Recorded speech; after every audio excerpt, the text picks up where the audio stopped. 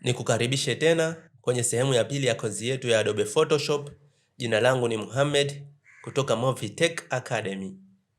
Kama ulikosa kuangalia sehemu ya kwanza ya mafunzo haya, tafadhali angalia kupitia linki iliyopo kwenye maelezo ya video hii. Mwisho wa video hii utaweza kufahamu kwa kina muonekano wa ndani wa application ya Adobe Photoshop unaojulikana kama Workspace. Kwanza kabisa tufahamu ni nini Workspace. Katika Adobe Photoshop na application nyingine za design, Workspace ni sehemu yote ambayo unafanyia kazi, inajumuisha zana ama tools, panels na menu mbalimbali. Ili kuhakikisha tunaenda sambamba na kufanyia kazi sehemu inayofanana, inabidi tubadilishe Workspace yetu kwenda katika Essentials.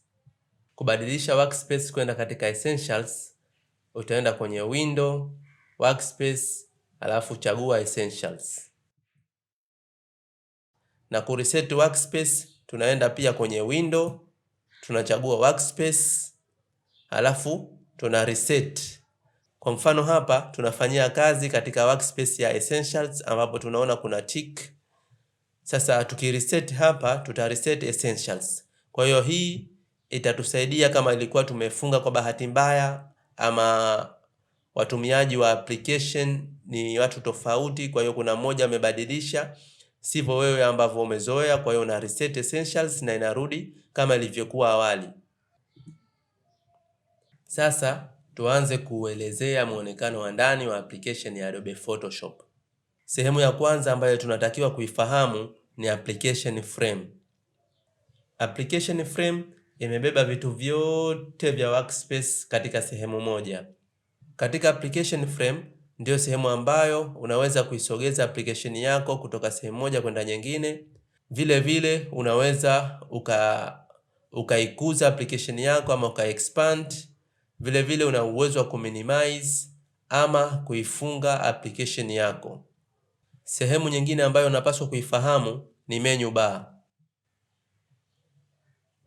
Hii inapatikana juu kabisa mwa application ya Adobe Photoshop ambayo imejumuisha menus mbalimbali kama vile file, edit, image, layer na kadhalika. Katika kila menu utakutana na vipengele tofauti. Kwa mfano, katika menu ya file utakutana na vipengele kama vile kutengeneza faili mpya, kufungua files ambazo zipo katika kompyuta yako, utaweza kufunga files, vile vile utaweza kusave na kadhalika. Katika menu ya edit utaweza kucut, utaweza kucopy, utaweza kupaste na kadhalika. Kwa hiyo katika kila menu utakutana na vipengele vyake tofauti.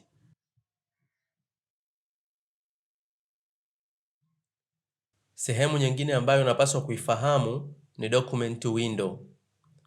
Hii inaonyesha files zote ambazo unazifanyia kazi kwa wakati huo. Kwa mfano, hii ni faili ya kwanza, hii ni faili ya pili na hii ni faili ya tatu.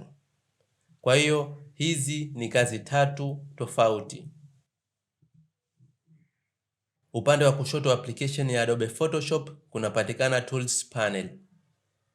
Tools panel imekusanya zana mbalimbali ambazo zinatumika kufanya kazi tofauti kama vile kuedit picha na kufanya kazi nyingine za ubunifu. Zana ambazo zinafanana huwekwa sehemu moja. Kwa mfano, kwa baadhi ya zana ukihold ama ukiright click utakutana na zana nyingine ndani yake. Sehemu nyingine ambayo unapaswa kuifahamu ni options bar. Options bar inapatikana juu ya document window. Inaonesha options ama machaguo mbalimbali ya kila zana iliyochaguliwa kwa wakati huo. Kwa mfano, hapa nimechagua hii tool ambayo inaitwa move tool. Kwa hiyo hapa nakutana na options za move tool. Nikichagua tools hii, option bar inabadilika. Nikichagua tools hii, option bar inabadilika, na hizi tools zote zitakuwa zina options zake tofauti ambazo zitaonekana katika options bar. Kwa mfano, nikichukua type tool nakutana na option ya kubadilisha hati, ya kubadilisha size ya hati ya kufanya alignment za hati na kadhalika. Sehemu ya mwisho tutakayoiangalia ni panels. Panels ni sehemu ambazo zinatumika kuangalia ama kumonitor na kurekebisha kazi yako. Panels vile vile unaweza ukazifunga na kuziondosha. Kwa mfano hapa na ifunga hii panels ya library, lakini pia nina uwezo wa kuongeza panel ninayoitaka. Kwa mfano naenda kuongeza panel ya characters. Kwa hiyo nikija kwenye window hapa nakutana na panels zote ambazo zinapatikana katika application ya Adobe Photoshop. Kwa hiyo kama kuna panels huioni, unakuja zako tu kwenye window. Kwa mfano mimi nataka panel ya character. Nikibonyeza character itafunguka panel hapa ya character. Hapa nikichagua hili neno, kwa nina uwezo wa kubadilisha size kupitia panel. Vile vile na uwezo wa kubadilisha rangi kupitia panel. Kwa hiyo hapa nimechagua hii, kwa hiyo naweza kuona kwamba hii ni 60. Kwa hiyo hapa tayari mimi nimefanya monitoring ama nimemonitor ama nimeangalia kazi yangu. Kwa mfano nikichagua hizi inanionyesha hati zangu ni size fulani, aina gani na kadhalika. Asante kwa kuangalia video hii.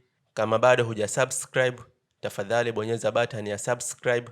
Tutaonana katika video ijayo ambapo tutajifunza zana muhimu katika Adobe Photoshop.